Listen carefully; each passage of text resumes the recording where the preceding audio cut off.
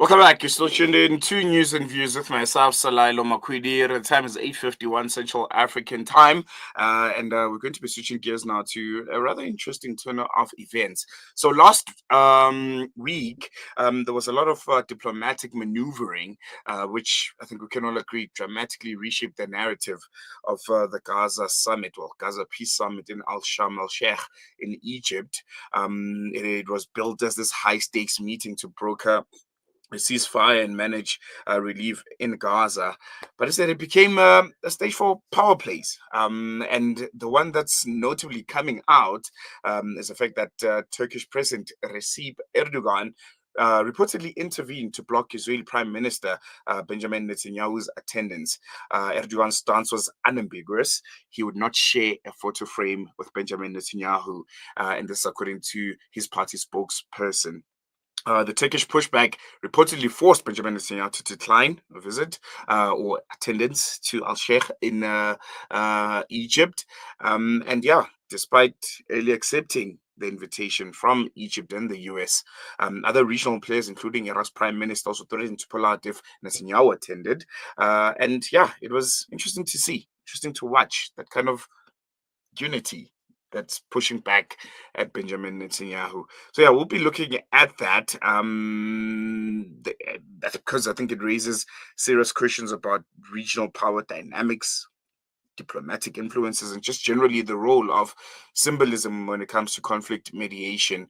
And we'll be speaking to a very good friend of the station, independent researcher Mariam Jooma, and she'll be helping us explore not just what happened, but why it happened, and most importantly, what follows next. Mariam, assalamu alaikum. Jazakallah so much for joining us. Welcome to Salam Media. Always a pleasure.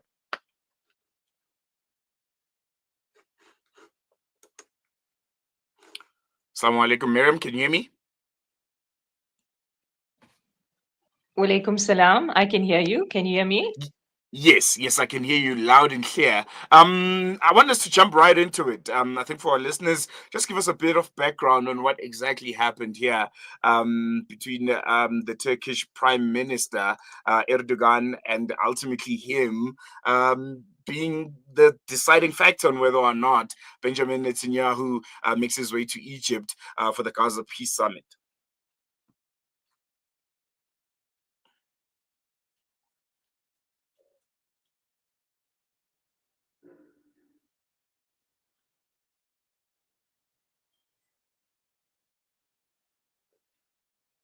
All right. We seem to be struggling a bit with Miriam. I'm suggesting we try and get her telephonically because I think the internet is not at its best right now. So we'll try and get her back. Our technical team is working on it. But yeah, I think it's a very, very interesting story to kind of like unpack, to look at with a very keen, close eye, because I think it tells you a lot about the unfolding of events, what's going to happen after the Gaza Peace Summit, and ultimately anything and everything in between. If you just joined us, President Recep Tayyip Erdogan intervention led to Israeli Prime Minister Benjamin Netanyahu to withdraw from the Gaza Peace Summit in Egypt. This, according to various diplomatic sources. And yeah, at the initiative of Erdogan and through Turkey's diplomatic efforts, with the support of other leaders, Benjamin Netanyahu did not attend the meeting in Egypt. And a source said, and this is one of the sources from one of the publications, they've requested anonymity as they were not authorized to speak to the media. So I think it's a very, very important story. I think it gives a lot of perspective on how Benjamin Netanyahu is perceived and received by other world leaders, and ultimately what's going to be happening from now while we're still trying to understand this peace plan and what it entails, and ultimately later on as this diplomatic kind of chaos continues to unfold. Miriam, thank you so much for joining us. We have you on a different line. I'm sure you can hear me now. Yes, I can. Thank you for having me. All right, perfect. Let's jump right into it. Benjamin Netanyahu not attending the Gaza Peace Summit, largely influenced by Turkey's Prime Minister Erdogan. Can you give our listeners a bit more insight and background on what happened on that front, and why was it such an important gesture? So essentially, what happened was a last-minute invitation to Netanyahu to attend the summit from Trump, from the Trump administration. Obviously, something that would have completely derailed the concept of a peace summit, one that would have suggested that there's a sense of negotiation with the genociding party of Israel. And this is obviously unacceptable to the Arab states and to Turkey in particular because of Turkey's very harsh stance towards Israel. So the headline that was quite fantastical that suggested that his Erdogan's plane was hovering over Egypt, over Cairo, unless Netanyahu was not going to end the summit. It offered that picture of real geopolitical and what we'd say real politic in action. And why it's important, Salilo, is because Turkey as a regional player has been cast in two different lights. So on the one side, we see Turkey being very active in terms of rhetoric and overt criticism of Netanyahu. On the other side, we see critiques saying that, on the economic level, on the oil pipeline, for example, Turkey still allows oil to flow from Azerbaijan to Israel. Now, that is an allegation, or that is that is a fact that needs to be unpacked, considering the dynamic at the moment. So, what here is the broker state. Turkey has. Erdogan used his leverage to say, look, I'm not going to land and I will not attend if Netanyahu is there. If any other head of state had done that, it would have seen from the region would have done that. It would not necessarily have had the same impact because we realize that Turkey holds its feet in both camps. So on the one hand, it's hosted Hamas. It's had very good relations with Ismail Haniyeh, and in fact, it's provided logistical support to Hamas. And on the other hand, it's a member of NATO and an extremely strong partner of the US. And that comes, in an interesting dovetail between the secular administration's history with the West together with its current Islamist position. And this is where we see almost a masterstroke of diplomacy, where Turkey is now leveraging its access to both camps in order to bring about some kind of a way forward for the Palestinians. It's very easy to suggest that Turkey has sold out to the West and so on. But if we look at it, as I said, from a strategic position, what is it about Turkey that allows it to speak to both camps? And I think that's the next thing that we can unpack. Most definitely, and I wanna touch on that.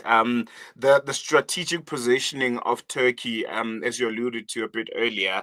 How important is it, especially when it comes to the Israeli-Palestine discourse and the role that Turkey is playing and will be playing as this debacle continues to pan out? So I think an important thing is to understand that Turkey is using what I would call transactional mediation. So it uses its power and its leverage over ports, over airspaces, over trade, and very much its position within NATO, as well as having the Incirlik Air Base, US Air Base in Turkey, as the foundation for its leverage over the process. So one could ask, why didn't it do that earlier? Why is it not? Why is it only kind of kicking in now in terms of exerting the pressure on Israel? Well, this is an interesting question because we have to understand that keeping the back channel open to Israel has actually allowed Turkey to play the role that it currently does.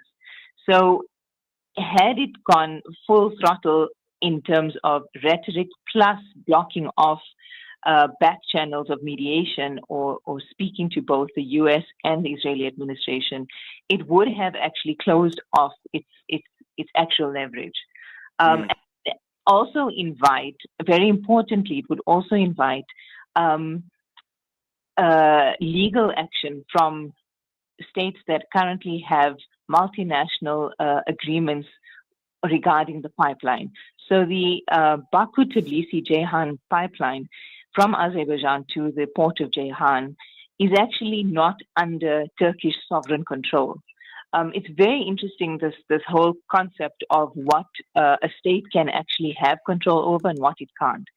And the agreement was actually signed before the Erdoğan administration, before the AKP came into power.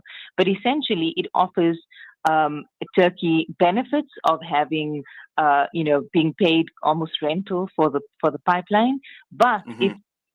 it completely forbids any closure of access of that pipeline based on political motivations.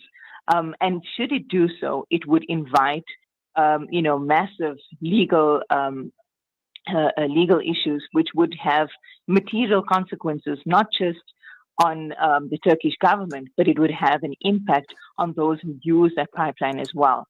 So essentially, what's important is that that pipeline is not just to Israel. And what has happened is Turkey has closed off its airspace as well as all trade, which comes to about $7 billion. So what it's doing now is using whatever leverage it can to basically compensate for the fact that it cannot have control over that important source of energy for Israel. Mm, mm, mm, mm. There's been pushback of Benjamin Netanyahu's absence at the Gaza summit. Some are saying it might affect the legitimacy and even outcomes of the summit in itself. How do you respond to that? The fact that you didn't have Benjamin Netanyahu and you didn't have any Hamas representative also. Do you think it kind of took away from the gravitas of the peace summit? Look, not having Netanyahu at the summit is almost the symbolism of having Netanyahu on the stage with other Arab and Muslim leaders by itself, the optics by itself would already have delegitimized in the public opinion, in the Arab street, in global opinion, the whole idea of the peace summit. But the fact that we don't have the entire 20-point plan does not have direct Hamas input. That by itself speaks volumes about, the sustainability of such a plan and indeed the legitimacy of something like that for the actual people of Gaza who've suffered through the genocide and are continuing to do so. But I think here's where we see again that broker state role being played by Qatar and by Turkey, because you're seeing both countries having hosted Hamas, so almost playing a proxy role. So in position of Hamas, you have those two states representing their interests, and this is where I think we have to then, as much as it might be. And it is controversial, but the idea of Hamas evolving into a political party has to now become, I think, one of the big questions for the next step. Just as we had in South Africa, the movement of controversies, where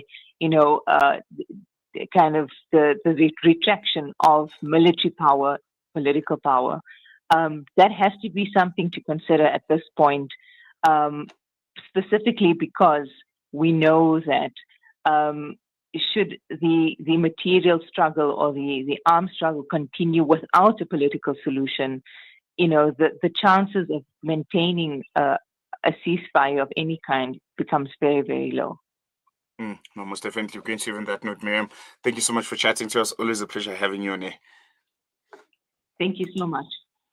There you go. That was a very, very important and I think an eye-opening conversation with a researcher and a very, very good friend of the show and the station, Mariam Jooma Çarikçi. The stakes are high. This is not merely a footnote in the Gaza conflict, but I think a revealing lens on how regional power is wielded. Considerably say alliances are also being tested and diplomatic norms might be redrawn. And why should you care?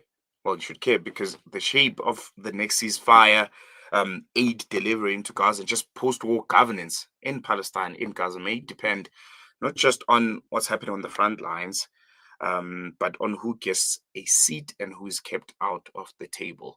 You can engage with us. Our studio line is 011. Our studio line is 011 680 We can send us a WhatsApp on 061 Do you think Benjamin Netanyahu being absent at the Gaza Peace Summit out in Egypt kind of took away from the gravitas of the conversation? Or it was legitimate? He should not be there because he's an instigator of a genocide. He's the face of a 2-year genocide and siege that we're seeing against the people of Gaza. Or maybe having him around the table and having all the other leaders speak face to face with him about just how precarious the situation is right now in Gaza was important. He needed that tongue lashing. I don't know. You can engage with us. 061 Going to take a quick break. When we come back, News and Views continues.